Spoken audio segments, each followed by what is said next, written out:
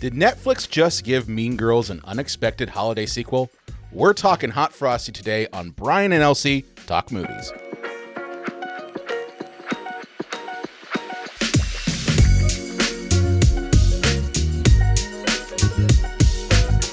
Hello, I am Elsie. And I'm Brian. Hey, how about that? So, Hot Frosty. Here's a quickie synopsis. Widow Kathy magically brings a snowman to life. His innocence helps her heal and find love again. They bond before the holidays, but he's doomed to melt. All right, Brian, initial gut reactions. I'll be honest with you, Elsie, I hated this movie so much. For our one and only episode of Brian and Elsie Talk Movies, you picked this one. I know. Well, listen, I cannot say that I loved it.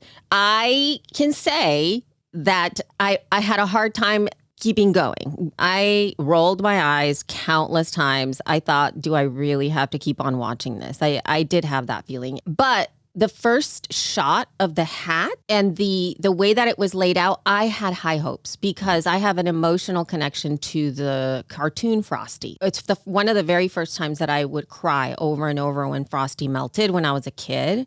And so that was my favorite movie. It gave me all the feels. So when I saw that hat, I thought, oh my God, I got that emotion. And then it began. And then it began. And I was very not okay with it at all. I really hated it. But it won me over. I think it won me over after I got over the initial hot guy naked part. I didn't appreciate it until he became very earnest towards the second half of the movie when he became himself and he was not a naked dude acting dumb, because that's literally what he was doing. Then he became a lot more just full human, and his essence as a man, kind of like as a total human being, started to come through, and you saw how genuine he was and how lovely he was and how earnest he was and how he really just wanted to help people, all of that stuff. So those things I loved. I actually did like the widow. Lacey Chabert. Yeah, I loved that character. I think was very solid. I think she did what she needed to do with that character. I enjoyed her being on screen. She never gave me the ick like he did. He gave me the ick for the first half of the movie. I'm curious, was it because the fact that he's running around naked with only a scarf on? I was like, what? Actually, it was the acting. It was the acting, because it was so dude, I'm such a dumb dude. And then it was such a dumb dude, but also he spoke English and he knew about clothes. There was just so many things that I was like, that's not aligning with Happy Birthday from Frosty, where he doesn't know what's up. This guy knew what's up. He knew he had to go get clothes on. There were all these other things that just didn't line up, right? But again, I did like his arc. I liked the fact that he was bringing goodness to the town overall and that he was a kind-hearted guy. Some of my favorite moments, I guess, were in how he really just wanted to help people. And he kept trying to find solutions. And I think what was really interesting to me is how when he was asked to go help at the dance or whatever, I don't even remember what it was that he was asked to go help. It was the school winter dance thing. Yeah, he was very committed to that. He's like, I'm hired to do this thing and I have to show up. And I just thought that I liked that. I liked the fact that he did that. Obviously, the plot points of this whole thing of how he was a snowman and he became an actual man. I know it's a Christmas movie and you're supposed to have it be magical and all that, but I just felt like people accepting him being a snowman and then turning into a man was just a little too easy. I'm glad you brought that up. All right. So anyway, your turn. I'm glad you brought that up because that right there, Elsie, is, if I had to boil down why I hate this movie so much, it is that point. It is the suspension of disbelief.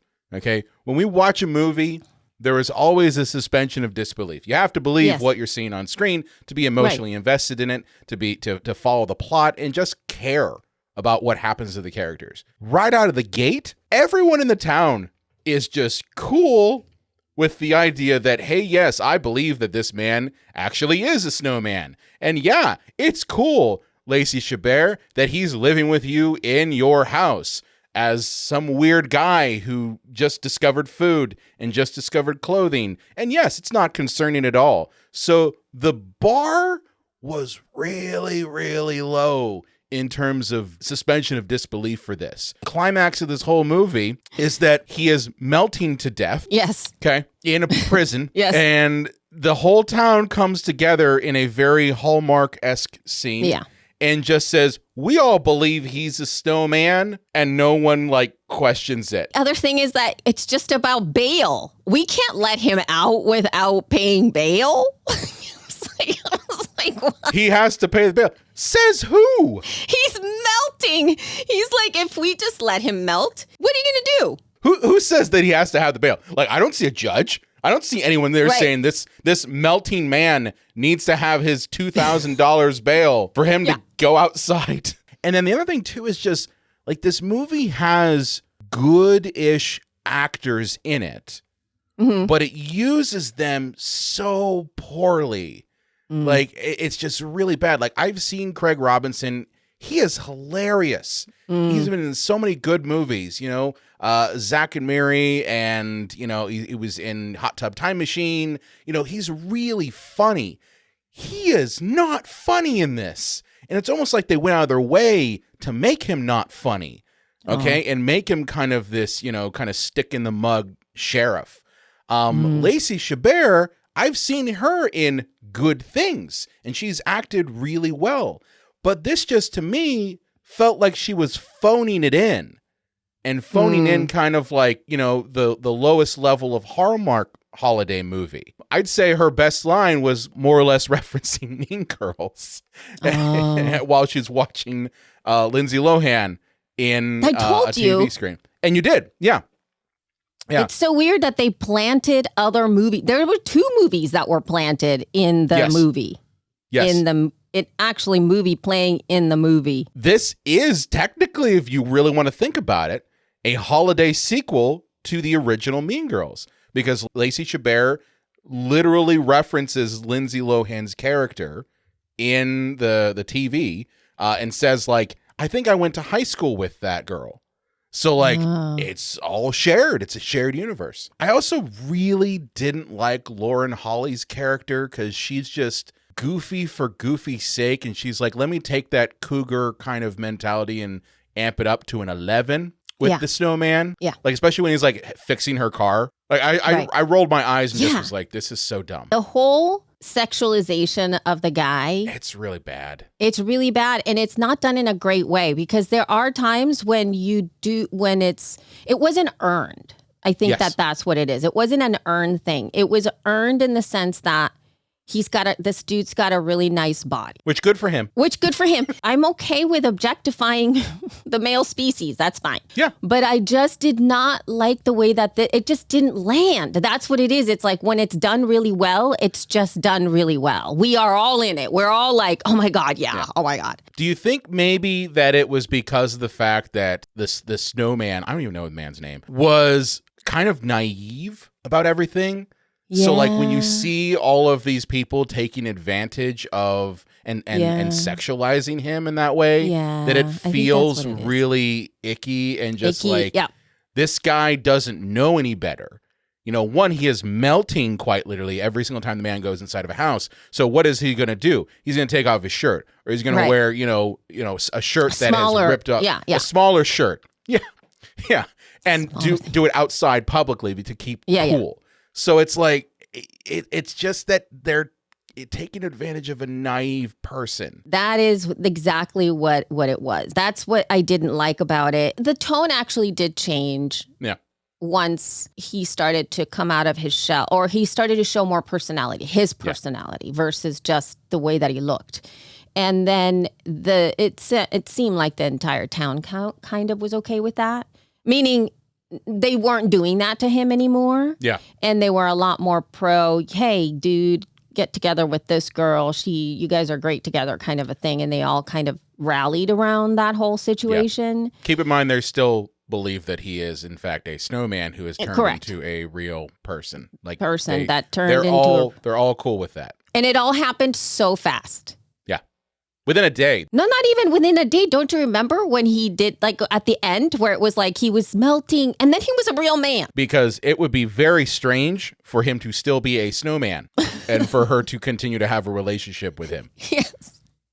This is because springtime is going to happen. and Lacey Chabert is going to roll over in her bed and be like, oh, no, it's just a puddle. No, Joe, it's just a puddle, which is not great at all. So no, it's not good. I'm not sure I would suggest people watch the movie. Yeah, I can't. No. I think it's a little bit of a waste of time. I think this is a writer's strike version of a Hallmark movie. It could. Oh, okay. Okay. All right. Writer's strike version of a Hallmark movie. Writer's strike happened last year.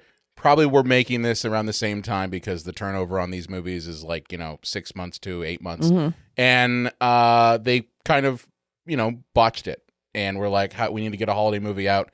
Netflix has given us a bunch of money. Throw it out there. Let's see what happens.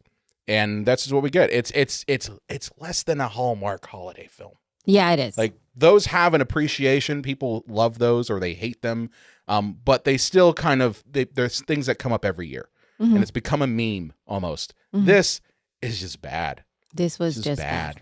Because I haven't seen any other ones this year. Any other new holiday movies, but there's been a few that I've been very surprised at. Mm-hmm. There's been some really cheesy ones that have gotten me, right? Where it's like it's cheesy. It's still like you have to suspend that disbelief, but I end up buying into the magic, right? I end up buying into the magic of the holiday, whatever essence, right? Yeah. And even if people get together, the whole love thing and falling in love so fast, that happens all the time. But I just could not get over it. I was going to say, what's your final rating, Elsie? 2.5 stars. That's being really generous. Is it? Okay. I give it a half a star for trying. I give it a half a star for trying. That's really bad. Yeah. Half a star. You get the participation point. There you go. Yes. Okay. Yeah. I think you know why I gave it that, because of the second half. If it would have started at that level, I don't think I could have done it.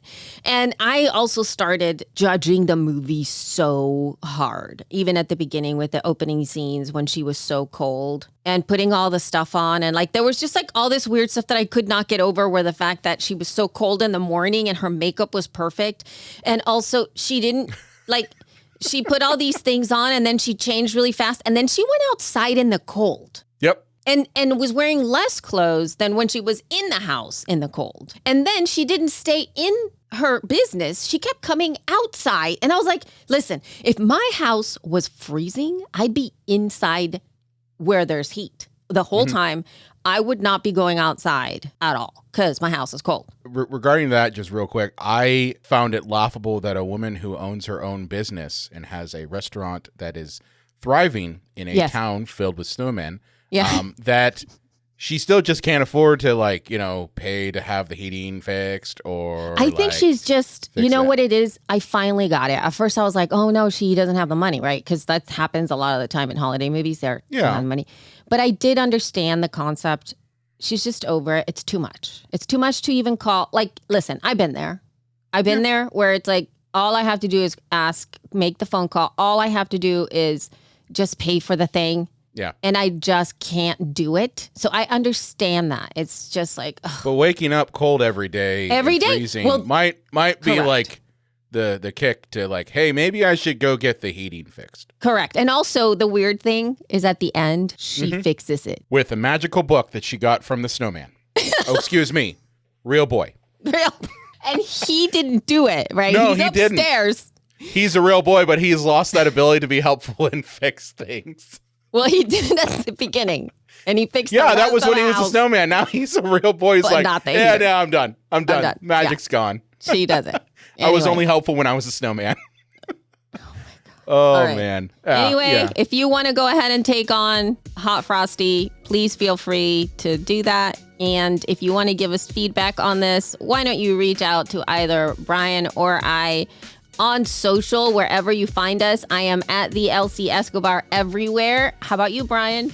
I'm at Brian Coddington 85 on Instagram.